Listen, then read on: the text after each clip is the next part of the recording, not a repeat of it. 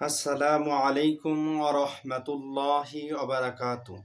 সম্মানিত দর্শক ভাই ও বোনেরা, কাছে এবং দূরে থেকে যারা আমাদের এই অনুষ্ঠান দেখতেছেন, সকলকেই জানাই আন্তরিক মোবারকবাদ।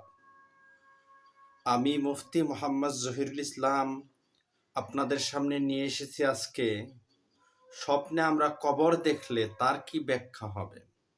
এই ব্যাখ্যা কি আমাদের ভবিষ্যৎ জীবনে খারাপ কিছু ঘটতে চলেছে তার ইঙ্গিত বহন করে, নাকি ভালো কিছু ঘটতে চলেছে তার ইঙ্গিত বহন করে? আসুন আমরা জেনে নেই তাফসীরুল আহলাম থেকে। আল্লামা মুহাম্মদ ইবনে সিরিন রহমাতুল্লাহি আলাই তার জগৎ বিখ্যাত গ্রন্থের মধ্যে লেখেন, স্বপ্নে কবর দেখা কখনো মৃত্যু বোঝায়, কারণ কবরই মৃত ব্যক্তির বাড়ি, আবার কখনো কাফের বেদাতির বাড়ি ও অমুসলিম জিম্মি এলাকার অর্থ বহন করে।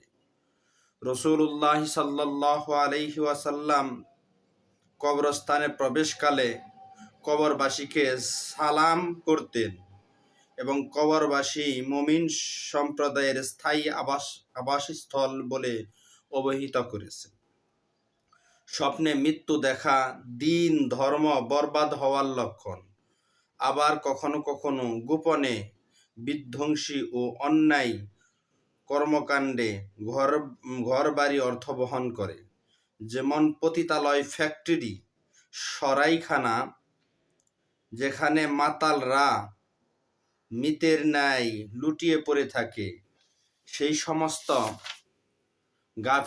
গাফেলদের ঘরবাড়িও বোঝায়, যারা নামাজ পড়ে না, আল্লাহর জিকির করে না এবং তাদের আমাল কবুল হয় না। কখনো বন্দিখানার অর্থ বহন করে কবর, কারণ মৃত ব্যক্তি যিনি নিজ কবরে বন্দি থাকে। কবর স্বপ্নে দেখলে বাস্তবে সে অসুস্থ হলে বুঝতে হবে সে তার রোগের কারণে মারা যাবে, কবরে পৌঁছাবে। বিশেষ করে যদি কবরে ঘর বাড়ি নির্মাণ করতে দেখে সে সুস্থ বটে, তাহলে স্বপ্ন দশটার অবস্থা লক্ষণীয়।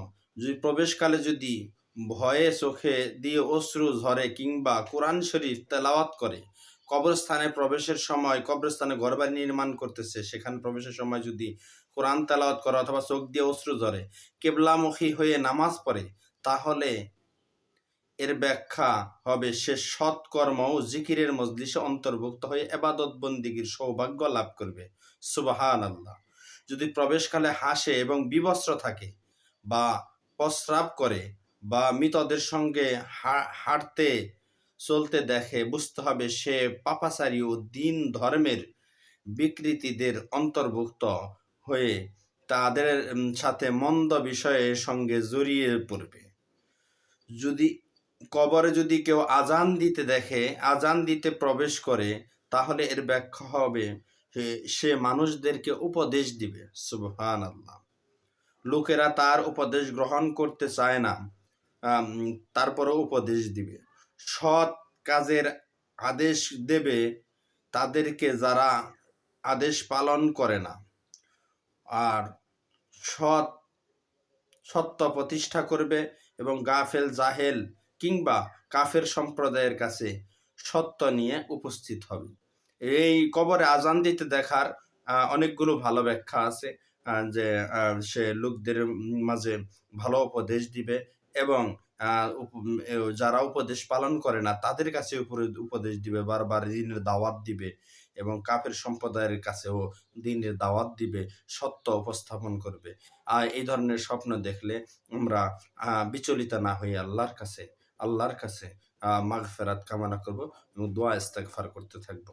আল্লাহ তাআলা আমাদেরকে সহিহ স্বপ্নের ব্যাখ্যা অর্জন করার তৌফিক দান করুক। আমিন। আসসালামু আলাইকুম ওয়া রাহমাতুল্লাহ।